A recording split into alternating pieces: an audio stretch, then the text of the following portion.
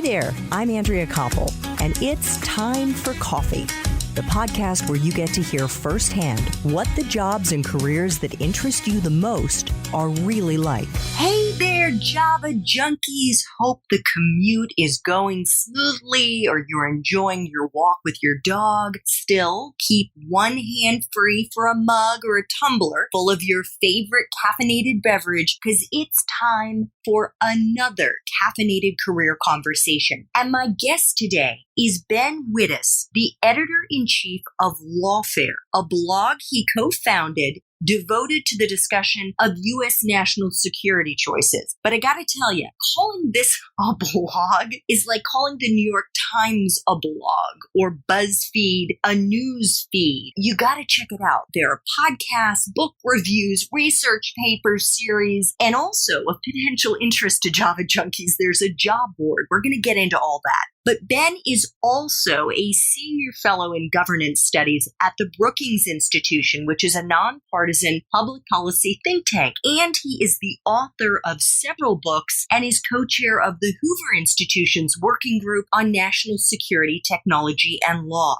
Ben, welcome to Time for Coffee. Are you caffeinated and ready to go? I am indeed. Thanks for having me. Awesome. Well, it's a pleasure to have you. So here we go. We're going to start throwing back some espresso shots. The first one, what entry-level jobs are available to Java junkies who are eager to break into the field of, wait for it, national security law and policy and blogging and maybe lawfare? Yeah, so it's a tricky question because one of the questions that underlies it is what is it really that we do? And some of our contributors are law professors, and some of our contributors are former practicing or current practicing national security lawyers, and some of us are kind of journalists or, I'm a think tank person, kind of a journalist. And so one of the questions is like, how do you construe what it is we do? Look, I think most people who get involved in lawfare or this kind of writing get involved from one of a few angles. One is they don't start as a sort of entry level in it. They come to it as a practicing lawyer. One group are sort of legal academics who come as a part of their professional writing. Then there are these two other groups that are sort of more entry level. We always have a group of student contributors who write for the site who are current law students, and we get them involved and try to publish them and really kind of get them involved in sort of some of the news and commentary and document evaluation functions that the site provides. And then we also have a group of people who mostly work out of Brookings, who are recent college graduates, some of them between college and law school, some of them who are kind of thinking of it as more of an entry to journalism and or to analytic writing of one sort or another. So those are the sort of major gateways. Fantastic. What, in your opinion, Ben, is a useful skill or skills that you look for in the people that you hire at Lawfare?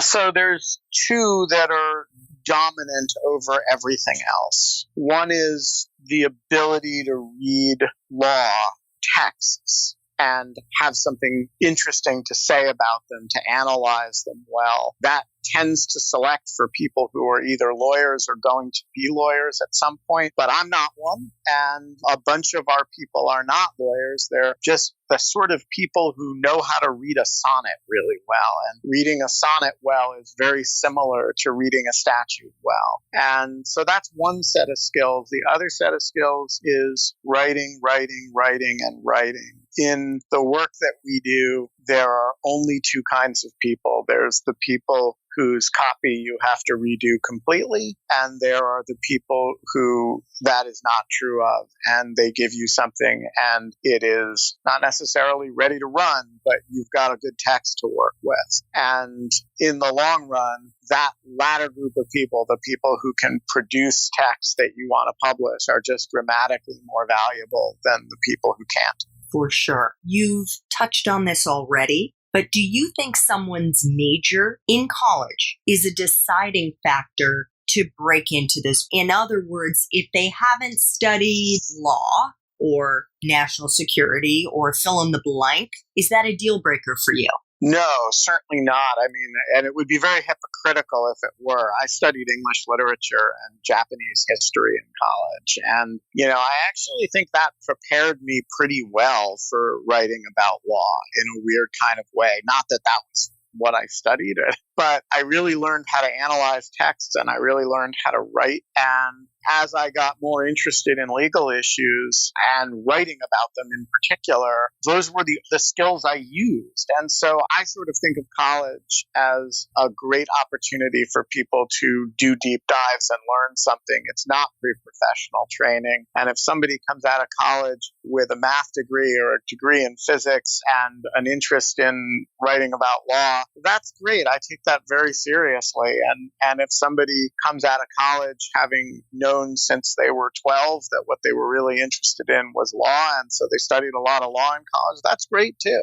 Wonderful. What about a graduate degree? Not necessarily for entry-level positions, but in your opinion, in order to succeed in this field? Most people who are the sort of best national security legal writers have been to law school and are practicing lawyers. That is not true of all of them. And I have always believed that there should be a place for self-interested, because I'm one of these people, but I didn't go to law school. I went to a legal newspaper as a 24-year-old and I started writing about law for a living. And that's really all I've ever done since. And there are parts of a first-year law school curriculum that I don't think I could pass a final in property or torts or contracts today. But there's a lot of a law school curriculum or chunks of a law school curriculum that I can and do teach. And so I think that there is a place for people who just want to learn the areas of law really well that they're going to write about. And some of the best people who write about law are journalists. And so I don't think there's a single track, educationally or professionally that leads you to the right answer. And by the way, some really, really fine people who write in this space come out of the world of operational national security and had to learn law because it constrained what they did. They were military people who had to operate under the laws of armed conflict, right? Or they're intelligence people who were constrained by law in the conduct of their intelligence operations. And these are people who often have very interesting and valuable things to say.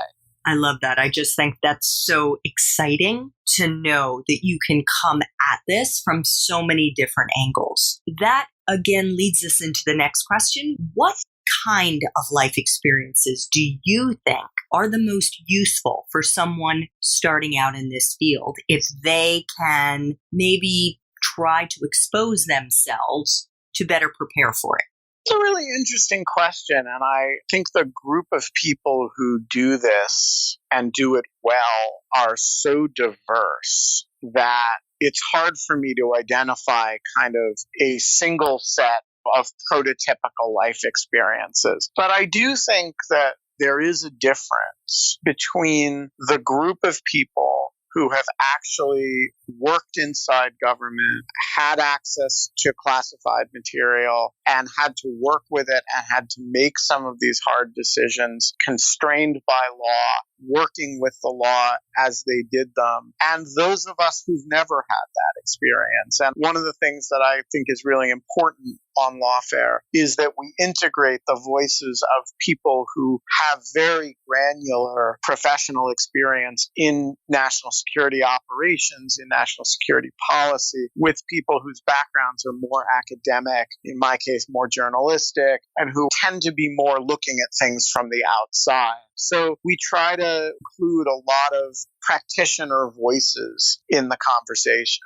What, for you, Ben, is the best part of being editor-in-chief of Lawfare? And I recognize also that's just one of many hats that you're wearing.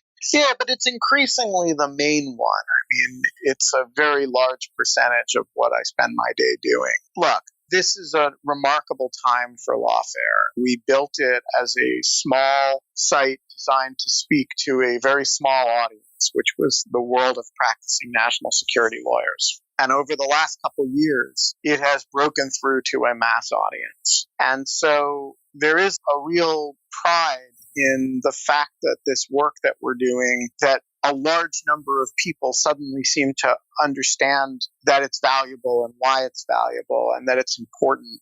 And along the way, I have been privileged to cultivate a group of voices that the world had never heard from before. And some of them are spooky people from inside spy agencies, right, who now write in public on lawfare. And some of them are very young, previously unpublished people I met when they were in college because they showed up and got involved in lawfare. And we've been able to kind of create nationally respected voices out of them. And some of them are people who are regarded inside certain agencies as really, really important, deeply respected voices, but whom the public had never heard of before. And we were able to turn them outward and get them to speak in a public way, whereas previously they were people that you would only hear from inside secure facilities in government. And so for me, the part of it that is most gratifying is actually not my own writing, though that's a lot of fun. It's the cultivation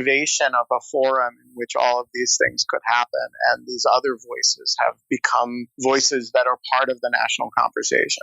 It's really remarkable. It's just incredible to think of where you are now and how much you have really built a news platform, a huge news platform. You're very kind. I mean, it's taken all of us by surprise. So the flip side, what is the part of your current job that sucks the most?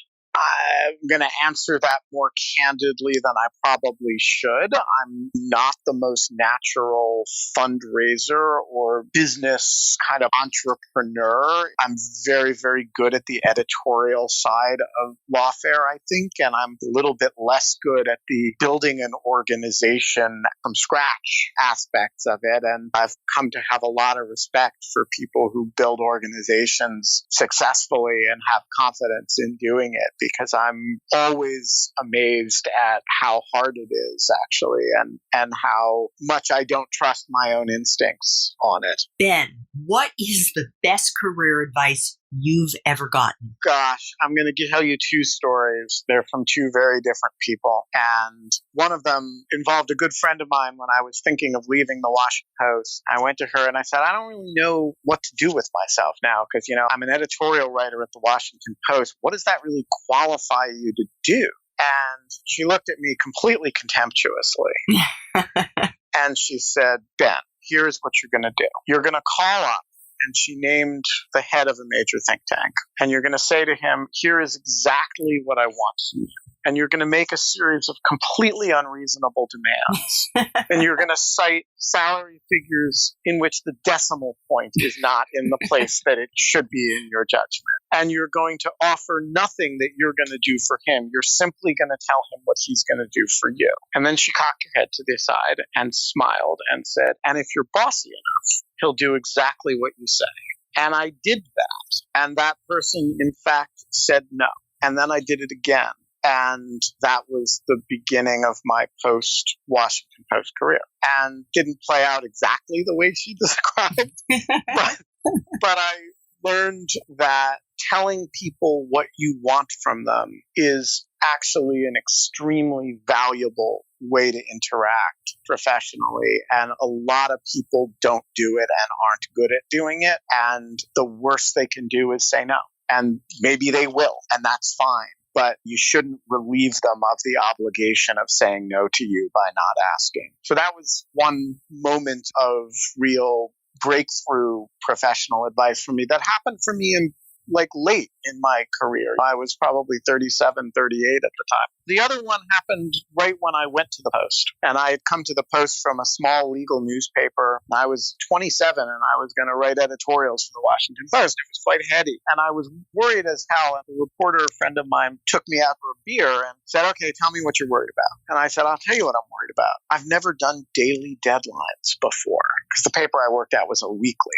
And this was also one of those moments where somebody just responds contemptuously to you. I don't know what it says about me, but both of the stories are people being contemptuous of me. But looked at me like it was the stupidest thing anybody had ever said. And he said, "Oh, Ben, here's what you have to know about writing. This isn't art. There's no muse. No part of your human worth is wrapped up in this. Your job is that you have this time to make all the phone calls over the course of the day that other people don't have time to make and to learn things. And your writing is a commodity. No one's going to remember it 5 years from now, 5 months from now, or even 5 days from now. At the end of the day, when you've made all those calls, I'll never forget the words he used. Your job is to sit down and vomit it up on a computer screen. And the next day, you do it again." And this was the most liberating thing that anybody had ever said to me about writing. Because writing, you always think of it, all of our images of it are of this labored, kind of tortured activity that, right, we have phrases like writer's block. We've pathologized it. And people find it extremely stressful. And ever since that conversation, I've never found it stressful. And I never get writer's block. I just remind myself that there's no muse. It's no part of my soul is wrapped up in this. It's just my job to sit down and vomit it up. And I write very fluidly. Where the heck was this advice when I was still a journalist? I could have used that, Ben. It is one of the most liberating things that anyone has ever said to me. Oh my goodness. Excellent. I feel like I'm going to write that on the walls of my house. Ben, what movies or Netflix series or fill-in-the-blank fiction books accurately depict your profession? Oh, gosh. Well, I am told that The Americans is excellent, but I've never watched it. And the truth is that since I don't quite know what my profession is, I think that there's national security writing is actually not something that's depicted in any movie or book that I know. And so I think about like the great movies about journalism, All the President's Men, more recently, The Post, right? They actually don't depict analytic writing. They depict the reporting process, breaking news, but the process of going through an indictment and figuring out what it means, figuring out what analytic insights that would be useful to a reader at this moment in time. And so I'm struggling as I'm sitting here to think of a movie or anything that describes what it is we do. That's kind of cool, actually. You're breaking new ground. That's exciting. We're trying. So, final espresso shot. What would Java junkies be surprised to learn about your profession? Maybe that you haven't already said, because frankly, there's a lot that's surprising in you. Something that continues to surprise me every day is that you cannot tell who is going to be good at it based on professional background. You can only tell who's going to be good at it by watching them try to do it. And I've seen people who are very senior national security lawyers who are very able as practitioners, and you say, "Hey, write some stuff for us," and they can't. Not because they're not able writers, but because they don't really have that much to say about it. They're just really good at doing it. And then on the other hand, you get these legal academics sometimes who are noted legal academics, but absolutely cannot write in real time about ongoing events because they don't actually have a good sense in a daily format about what's important. They have a really good sense at a 70-page law review of how to structure an interesting argument. But if you say, read this document and tell me what's important about it, that's a really hard task for some of them. And then you get these kids who are in college and they show up as interns and they write incredible stuff. And we've had a bunch of that, who just have a lot to say, and some of them show up here as research assistants and have made just remarkable contributions. And so I'm continually surprised at how little people's professional background works as a predictor of whether they're going to be good at this and interesting in this format. I have to tell you, my ears perked up when you said it was the college students who are the ones who are sometimes putting out the best stuff. sometimes, but I hope Java junkies are paying attention and are looking for potential positions on the Lawfare blog. That might be an internship or an entry-level research associate or something, or following Ben Wittes around, carrying coffee cup. We have positions that open up now and then, and we're always interested in hearing from people. Ben Wittes, thank you so much for making time for coffee with me and the Time for Coffee community today. I really enjoyed our conversation. I too. Thanks for having me. Thanks so much for listening to Time for Coffee, where the professionals in the jobs that most interest you always have time to grab coffee 24/7, no matter where you live. I have one quick favor to ask you. Remember to rate, review, and subscribe to Time for Coffee. Thanks so much.